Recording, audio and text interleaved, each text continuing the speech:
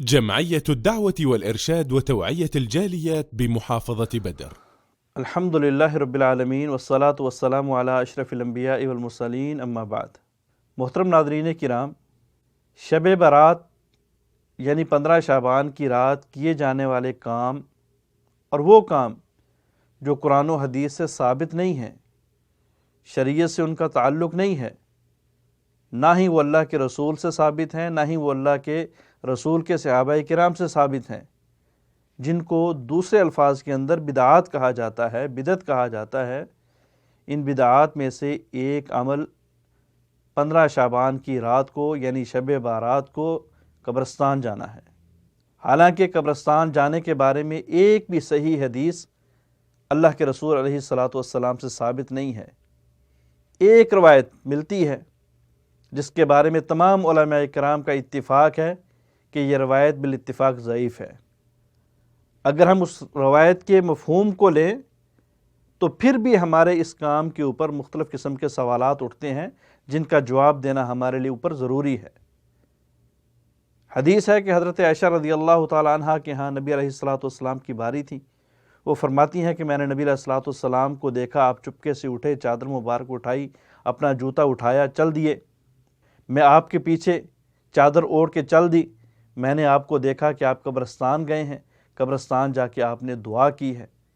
یہ حدیث ہے جو بالاتفاق ضعیف ہے، لیکن اگر اس حدیث کو وقتی طور پہ صحیح مان بھی لیا جائے، وقتی طور پہ اس کو اگر صحیح کہہ بھی دیا جائے تو چند سوالات ہیں جن کے جوابات ہمارے اوپر دینا ضروری ہے۔ پہلا سوال کہ آقا علیہ السلام اس حدیث کے بارے میں خود فرما رہے ہیں کہ مجھے اللہ نے حکم دیا، جبرائیل میرے پاس آئے اور میں اللہ کے حکم سے مردوں کے لیے دعا کرنے کے لیے بقیع میں گیا۔ نبی علیہ السلام کو ڈائریکٹلی اللہ کا حکم تھا۔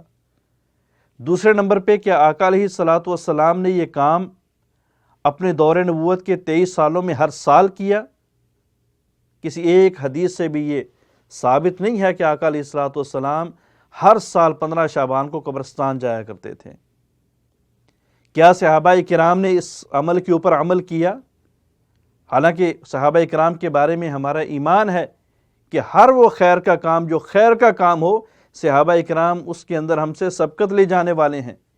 تو کیا ابوبکر صدیق کی زندگی دور خلافت، عمر فاروق کی زندگی دور خلافت، عثمان غنی کی زندگی دور خلافت اور حضرت علی کی زندگی اور دور خلافت، کیا ان ایام کے اندر ان صحابہ کرام سے، خلفائے راشدین سے بذات خود جانا یا امت کو بھیجنا اور امت کو جانے کا حکم دینا ثابت ہے؟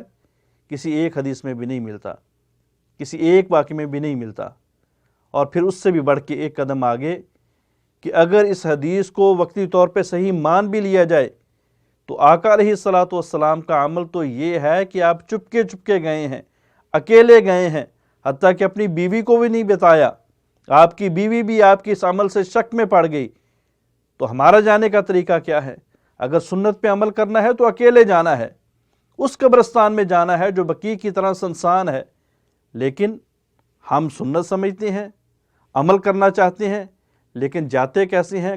جتھوں کی صورت میں، گروپوں کی صورت میں، سج سنور کے، لائٹیں اٹھا کے، اور پھر جس قبرستان میں جاتے ہیں وہاں پہ بھی اتنی زیادہ لائٹنگ ہوتی ہے کہ وہاں ایک میلے کا سماں ہوتا ہے، ایک نئے شہر کا سماں ہوتا ہے، اور قبرستان کے باہر جو ہے وہ مختلف قسم کی ریڑیاں کھانے کی اور پکانے کی اور پھولوں کی، اور ہم سمجھتے ہیں کہ شاید ہم سنت پہ عمل کر رہے ہیں۔